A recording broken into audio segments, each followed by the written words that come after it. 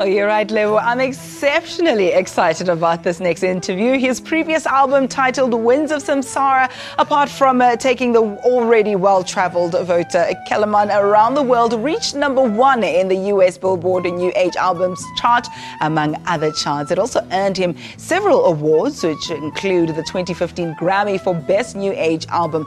So, naturally, when we all heard of the release of his new album titled Love Language, we thought to ourselves, there is no way that he could beat what he achieved through his previous album. But in true Wouter Kellerman style, the flautist and composer is at it again, reaching new international heights day after day. Within a few months' time of the release of Love Language, it's already reached #1 on the World Music US Billboard charts. Well, the album is also #1 in the US ZMR Radio Charts, and that is more than enough reason, I'd say, for him to join us now this morning on Morning Live. A very good morning to you. Thank you so much for your time. Morning, Ayanda. Great. And I have a feeling it's precious time too, because when you're traveling and your music is so popular, you barely have a spare time to think.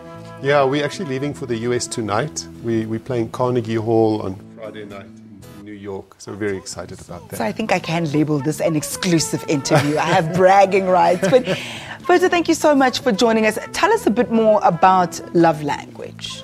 Well, it's about how different cultures across the world express their love through music. So it's very roots music, and I've just taken my favorite music from across the world, and it's all positively themed. It's all about love and peace and tolerance, and so it's very eclectic album. There's a Greek tango, there's a Cuban flamenco form, there's a classical piece, Vivaldi's Winter, where I've combined with the Soweto Gospel Choir, created some African vocals to go with this classical piece. So it's a very interesting and eclectic album. And of course, you've also collaborated with one of my favorite groups of all time, The Soil. Tell me about that. Yes, we actually just went into the studio thinking, let's do something together, and they were so amazing. Within an hour, we had written the song. Then we just went ahead and recorded it, and it was such an easy process. They are brilliant and very talented, you know, even more talented than what I had known before, because I was so impressed with how quick and how creative they are in studio. Yeah. Tell me a little bit more about your career. I mean, we know you. I remember reading the story when you won the Grammy, but the decision to go international, was that just a natural evolution of your music? Well, it was a conscious decision because I had felt that my music has a market overseas, because it is world music. It has all kinds of influences, African, Irish, tango, flamenco. So I just thought, well, I should really go overseas. And then I consciously spent some time and effort trying to market overseas, because I think South Africa's got amazing talent. And the more I travel, the more I realize how amazing and how beautiful the musicians are over here. But what we don't have is the business acumen to make it happen overseas, and the marketing and business sense that you need.